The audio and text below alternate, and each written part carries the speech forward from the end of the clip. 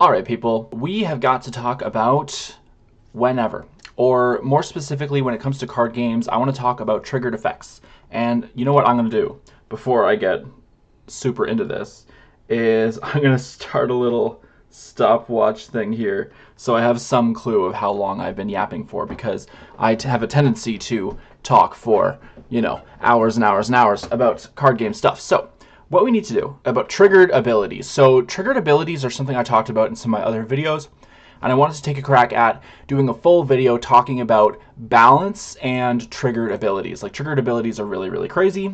They tend to be insanely strong. So all I've done here is I've just gone on Scryfall and I've typed in like cards that say whenever. The thing when you're balancing whenever, I think you can balance it. But I haven't done the math myself yet. So in my card game, there aren't any triggered abilities yet, but there could be in the future if I figure out the math for it. And the reason I say that is because the math is very, very complex when it comes to triggered abilities. Because with activated abilities, like when you have a card that enters play, and it activates this ability as soon as it enters play, or it activates an ability once per turn, or anything like that, you can really clearly identify exactly the amount of mana or whatever metric your game uses to judge a card's power level. You can use your math to identify exactly the value that that card provides. But with something like a triggered ability, which in Magic the Gathering they use the word whenever. Now, I've talked before about this. I don't like the word whenever when you're using triggered abilities. I really think that cards in Magic the Gathering that say whenever, they should replace that word with the word before.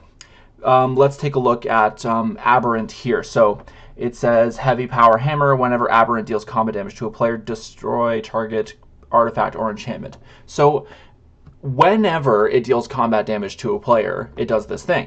But when exactly does that happen? Does the damage happen first or second? And the answer is the damage happens second, because when Magic uses the word whenever, what they really mean is before. So what this says is heavy power hammer before Aberrant deals combat damage to a player, destroy target artifact or enchantment that players controls. So they haven't taken the damage yet, and then this effect happens first before the damage is dealt. So over here, whenever a creature dealt damage by this creature dies, you gain life. So before a creature dealt damage by this creature dies, you gain life equal to that creature's toughness. So you get that understanding. Even as, I think this ghoul is the best example of, like, when you say this card has this effect that happens before something. Now I know, oh, well, if I do an effect on that creature that's going to die from this ghoul, and I increase its toughness, I'll actually gain increased life.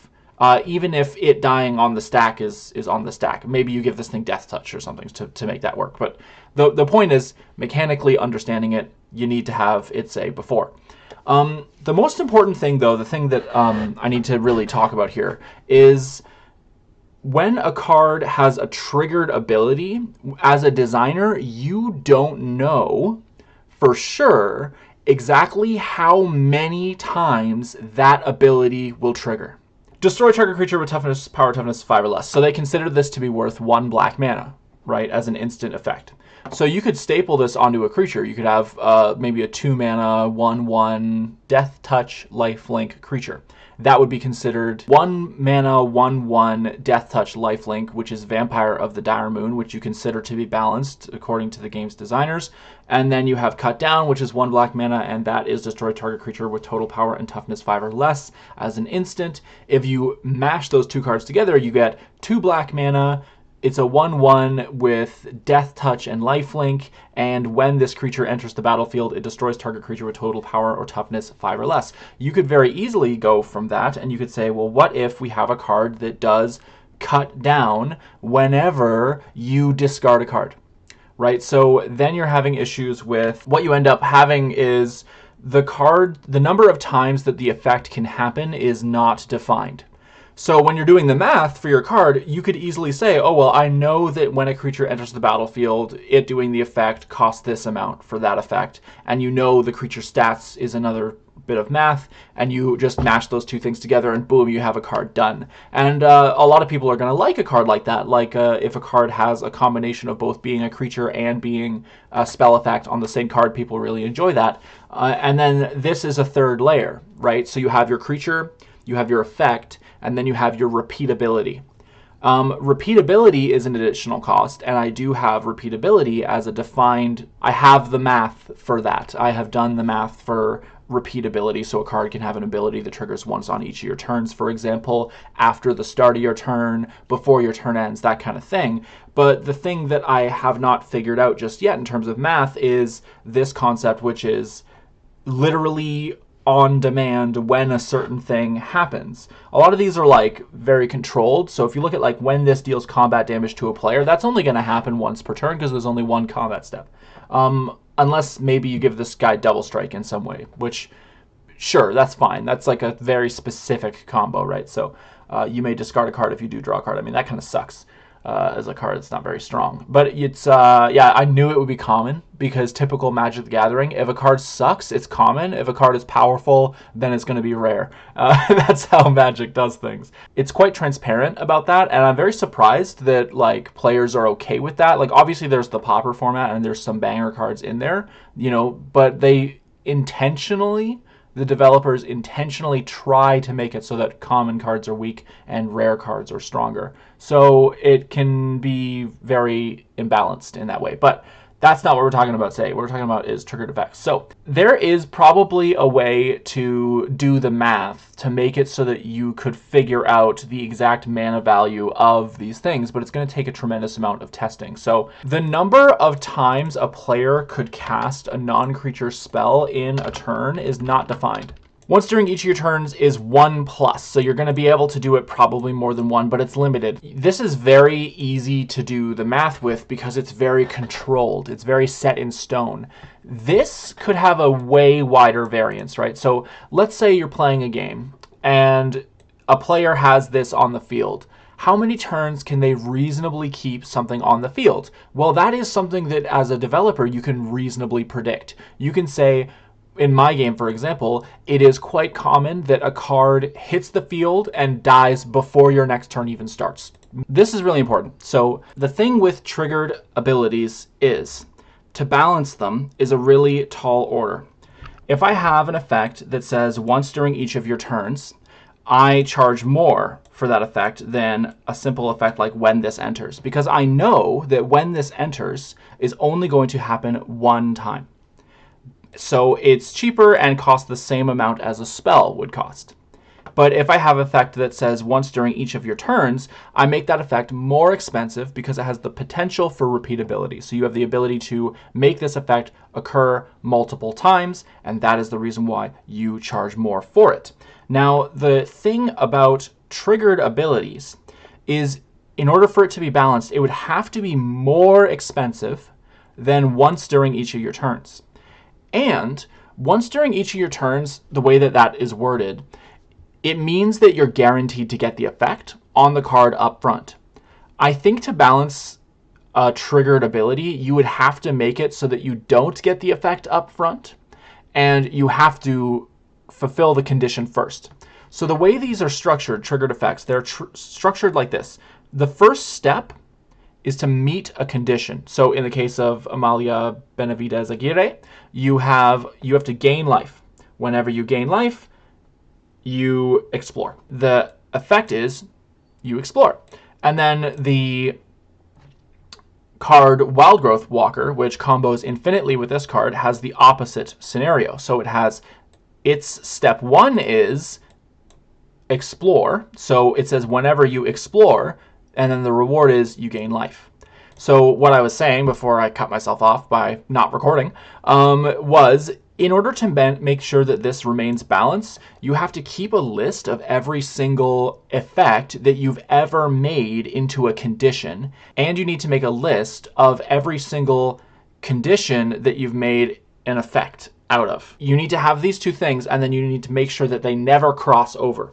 So that's really limiting in terms of design, because you have to make sure you do this, because otherwise you have infinite combos. Some players like infinite combos, right? So you have players that enjoy them.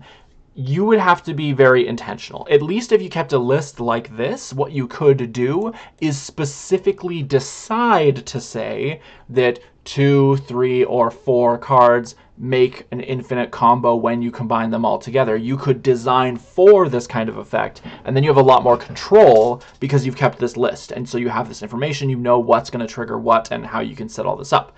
So you could definitely get yourself into a good position there. That's very important to do in order to fix that issue, but it doesn't fix the problem entirely. It fixes things from becoming infinite, but it doesn't fix the issue of when I'm balancing a card, I always have the ability to say, I know that this card will either do this effect exactly this many times, or it will do things on average a certain number more. So like in the case with once during each of your turns, it's a little bit more expensive because it has that repeatability than simply when this enters.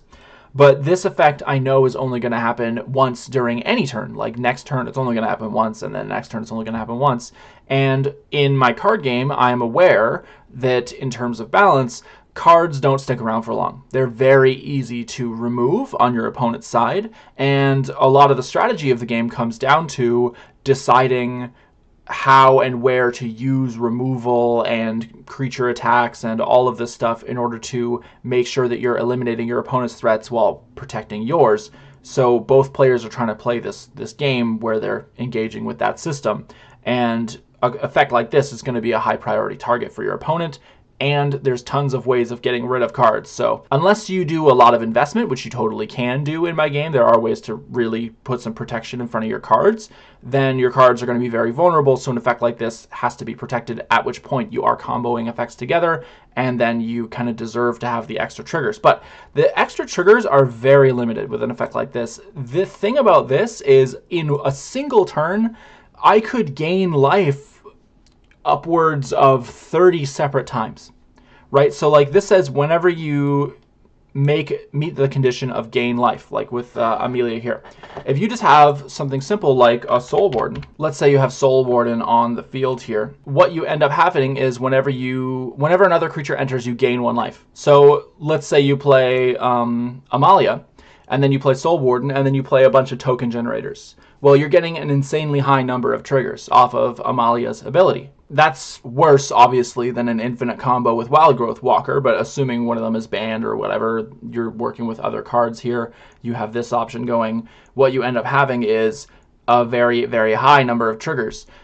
My question is this in terms of balancing, and this is the thing that I would have to figure out, and I'm puzzled about. I'm puzzled by this, because I want to make every effect you could ever imagine into a balanced effect so that I could have the diversity of these other card games while also having a perfectly balanced game. And this is where you have this huge challenge. The number of triggers is extremely variant. So unless you have a very specific control over, I'm seeing a path as I say this. I'm seeing a path. If you have a list of conditions that you have to meet, and you make it so that those conditions can only be fulfilled in a very controlled environment. So what I mean by that is, as a designer, you make it so that the conditions take a bit of effort to fulfill. Then you can keep a list of effects and make sure that you don't have infinite combos, as I discussed. But then what you can do is, if it takes a certain amount of effort to fulfill conditions, and all your conditions take the same amount of effort to fulfill, then you could do any effect that is not a condition. And then the number of triggers being extremely variant becomes less of a problem because you know how hard it is to trigger the effect, to fulfill the condition that's required. So what you need to know to make this work is, what is the exact mana value of meeting the condition without using a card to do so. So this is where things get really interesting, because I have effects where there's a condition and a reward, but it's once per card. So I have cards that say, like, if you control no minions while you play this, then it costs 1 less. I don't actually have an effect that says that, but that's the gist of the kind of concept that I'm talking about here. You can have a kind of 1 mana reward or a 2 mana reward for various conditions. I have a condition that is worth 2 mana, and I have a condition that's worth 1 mana, and they're different conditions. One is harder to commit to, and the other is easier to commit to. But the thing that I would have to do is, it's like fulfilling the condition, except it's repeatable. And it's not just repeatable once per turn, it's repeatable an unlimited number of times. Now, you could easily actually just do that. You could easily just take a triggered effect, like saying, once during each of your turns, whenever you summon another creature, you gain 1 life, right? So you could actually set it up so that this effect is limited in that way.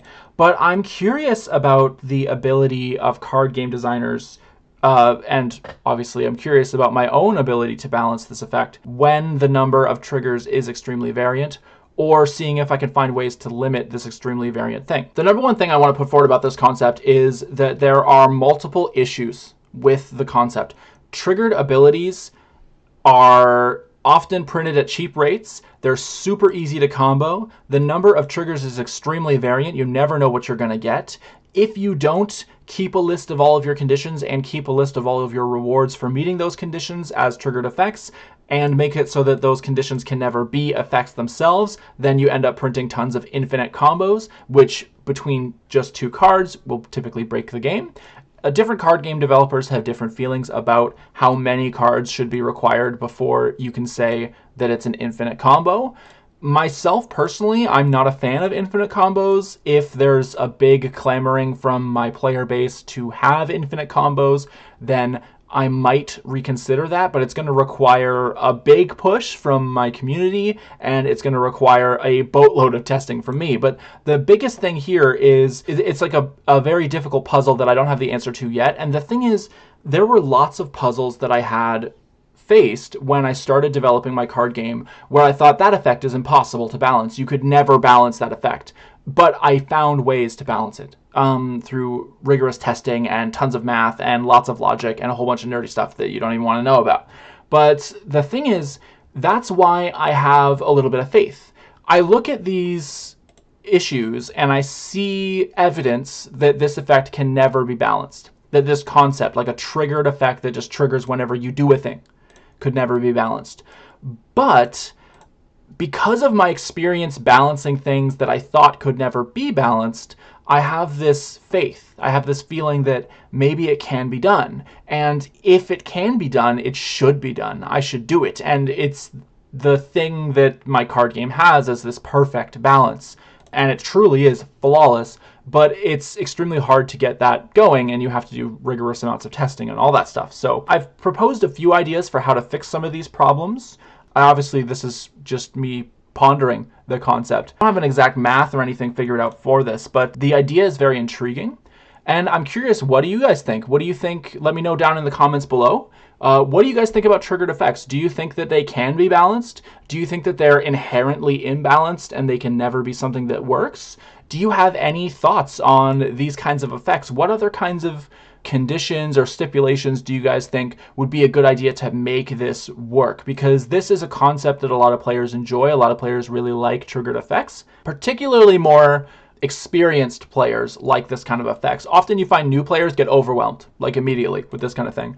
More experienced players tend to really enjoy this kind of thing. They love comboing off and all that fun stuff. I'm just curious, like, what everyone's thoughts are. This is a very speculative video. I'm not saying specifically this can be balanced or this can't be balanced. I'm certainly saying that it's currently not balanced when you look at other card games. Like if you look at Magic the Gathering, Hearthstone, Yu-Gi-Oh, like every single one. Actually, Yu-Gi-Oh, ironically, Yu-Gi-Oh of all things, of all card games, is the best at dealing with this because they use once during each of your turns on almost every single effect. They're very careful with that. And whenever they fail to do that, they break the game. But that's pretty standard stuff. If you fail to use your safeguard, then of course you're going to have issues.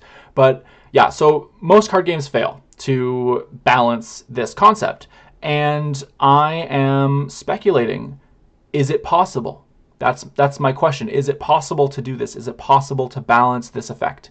And that's what I'm wondering about. So yeah, I just wanted to make a video talking about that subject because it's been something that I've mentioned in a lot of my other videos. It's something that I want to just consider. Anyway, thank you so much for watching. I really appreciate your guys' thoughts. Let me know in the comments what you think.